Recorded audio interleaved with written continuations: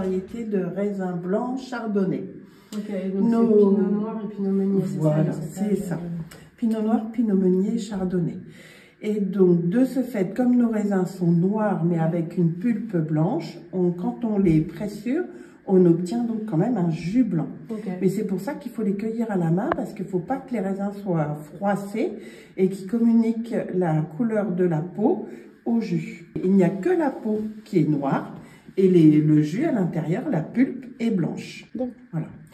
Donc avec ce pinot noir, on fait aussi un vin rouge qui s'appelle le Coteau Champenois rouge, parce que là, on va laisser macérer les raisins et le jus au contact de la peau va prendre la couleur rouge. Donc une fois qu'on obtient notre jus blanc, il va aller dans de grandes cuves pour fermenter et le jus va se transformer en vin tout au long de l'automne. Ouais, combien de temps du coup entre et la fermentation? Aussitôt. Ça part aussitôt en fermentation, quelques jours après. Ça dépend du degré de sucre, j'imagine. Aussi, tout à fait. Alors, c'est vrai qu'on fait attention de récolter les raisins à bonne maturité pour qu'il y ait une belle fermentation et obtenir en général des vins à 10 degrés d'alcool probable. Puisque après, comme on va refaire une fermentation dans la bouteille, qui va, elle, faire 1,5 degré, va reproduire 1,5 degré d'alcool. Donc, pour pas que ça dépasse 12 degrés dans la bouteille. Ça, c'est la réglementation 12 degrés pour les champagnes? Oui, tout à fait. Et j'avais cru comprendre que c'était de plus en plus difficile à cause du réchauffement climatique. Oui, c'est vrai. Oui, qu'on a, on a tendance effectivement à les récolter plutôt aux alentours de 11, voire 12. Donc, de ce fait, pour pas atteindre ces degrés trop hauts, on récolte de plus en plus tôt. Fin août, voire même, on a déjà commencé le 17 août pour le plus tôt.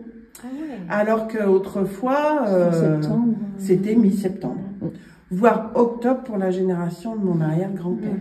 10 octobre, on a retrouvé des traces avec des notes de vendange au 10 octobre. Maintenant, on va bientôt être au 10 août. Ça, le réchauffement climatique, on le ressent très très fort. Tout à fait. Et quand vous vendangez, du coup, vous embauchez combien de personnes à peu près? On est une trentaine. Pour les 6 hectares, on est une trentaine. Et ça vous prend combien de temps? 1 ou 2 semaines, c'est ça? Oui, c'est ça, voilà, entre 10 et 12 jours. Mais intense.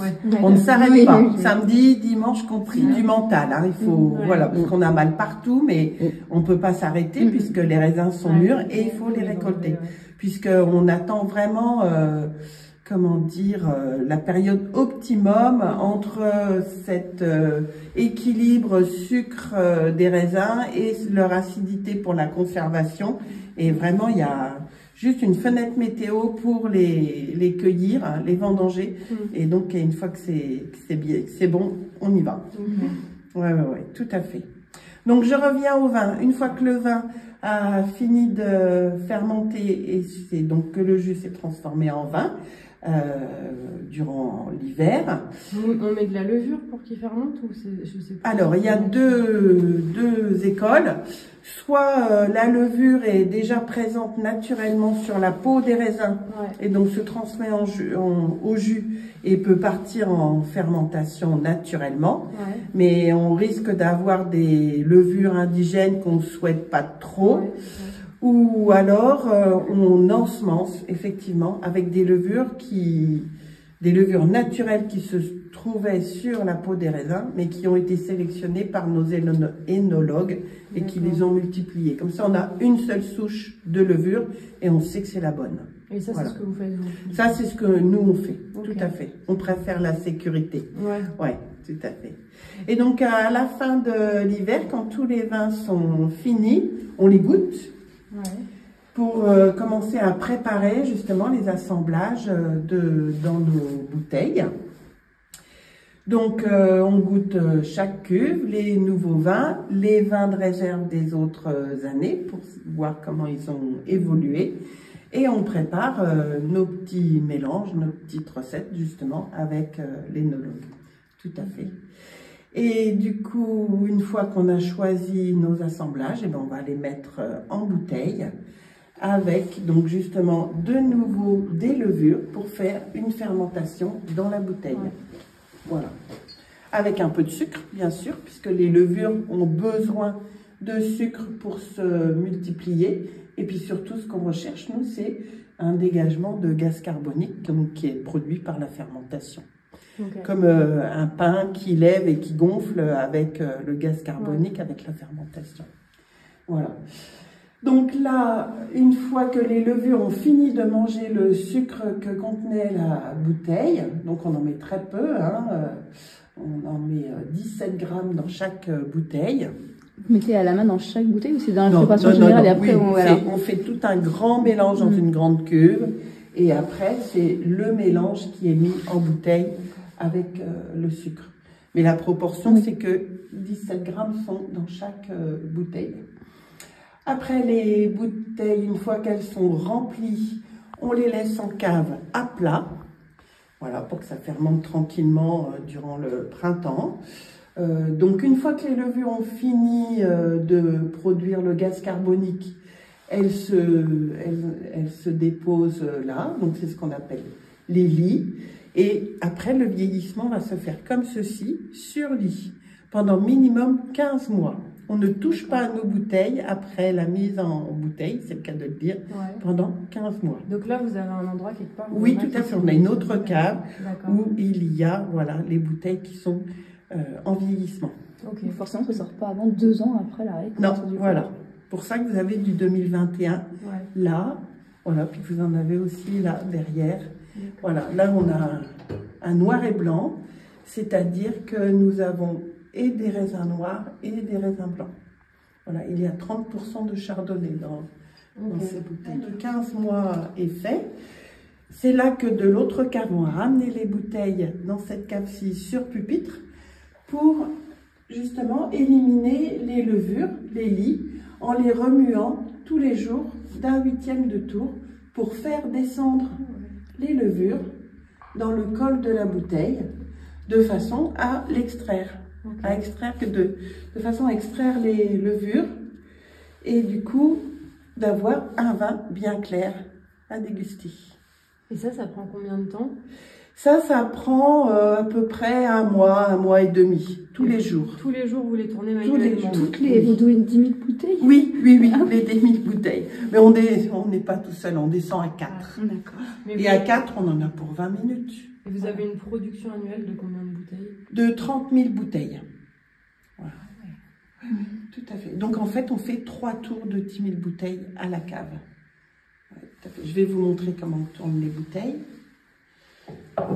C'est pour ça justement qu'on a un petit repère. Alors là, on en est à la fin, donc on ne voit plus rien, puisque les levures sont juste là, le dernier petit centimètre au-dessus de la capsule.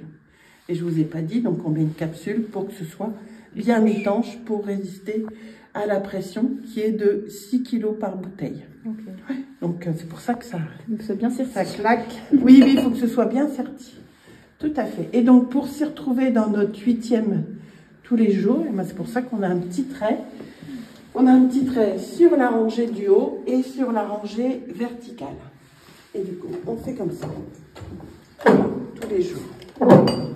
Là, j'étais à peu près à 10. Je le mets au quart.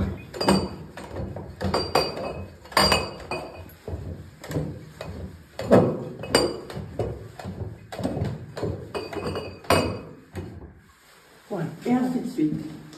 Et on continue. Voilà. On va poser le bouchon de liège.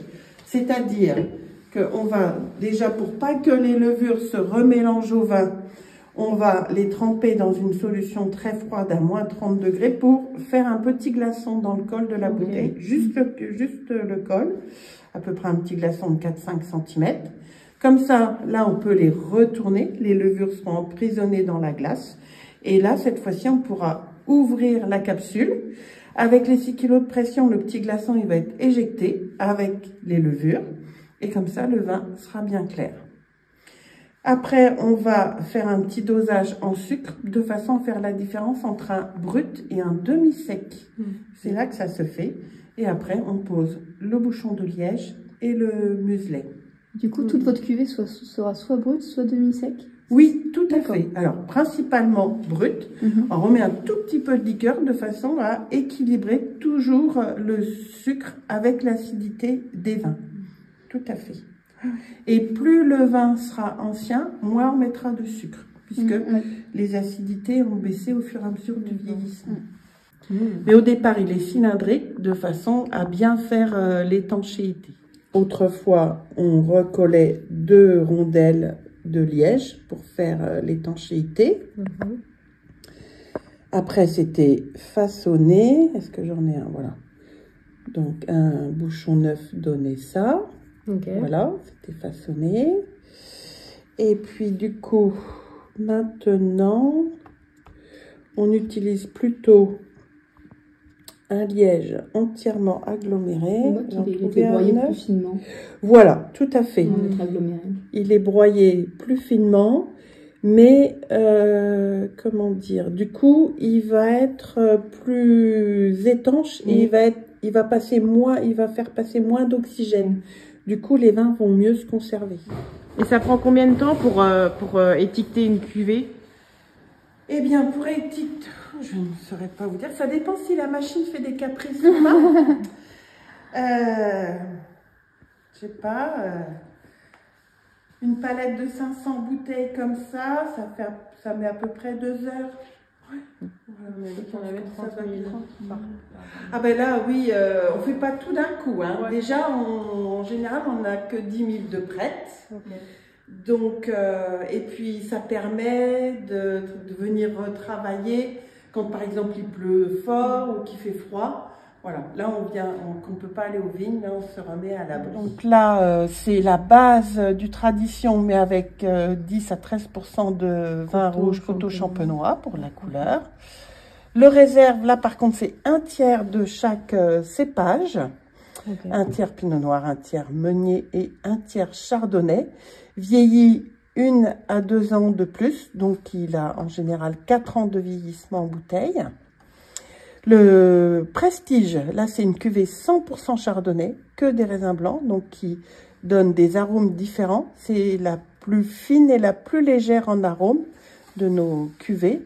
Toujours dosée en brut et vieillie 3 ans et demi. Et notre millésime, puisque là il y a une année, bon là c'est une ancienne étiquette, hein, mais on est en 2018 actuellement. Voilà, et là par contre c'est un assemblage 50% pinot noir, 50% chardonnay. C'est-à-dire à la vendange, les jus sont mis en fût et toute la fermentation se fait en fût de chêne jusqu'à la veille de la mise en bouteille, ce qui lui donne un petit arôme de bois, mais pas trop prononcé puisqu'on n'a pas de fût neuf.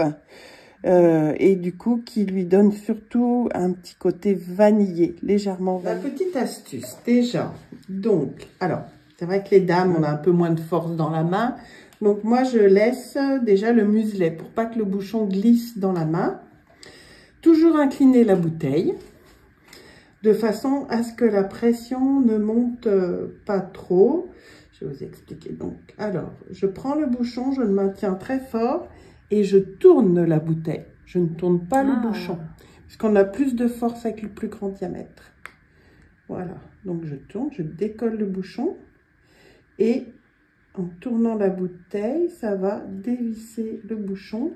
Je le maintiens pour qu'il monte doucement. Voilà. Je laisse bien la bouteille inclinée, comme ça la pression, au lieu de monter verticalement et prendre de la vitesse et du coup de mousser, le fait de la laisser incliner, ben la pression va buter sur le verre et perdre de la vitesse.